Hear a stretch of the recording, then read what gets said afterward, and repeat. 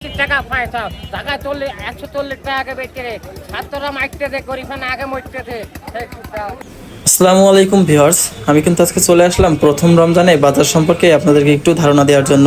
আমার সামনে যে পটল দেখতে পাচ্ছেন, এই পটল কিন্তু আজকে বাজারে বিক্রি হয়েছে 80 টাকা কেজি। সামনে দেখতে পাচ্ছেন লাউ, এই লাউগুলো কিন্তু বিক্রি হয়েছে 25 থেকে 30 টাকা দরে প্রতি পিস। বাড়িনগর বাজার 7 মাইল যশোর। কাকা পেঁপে কত করে যাচ্ছে আজকে? 4,000 5,000 টাকা মন কত করে নাকি? মন নাই মনে বিক্রি হয় না ভ্যান ধরে?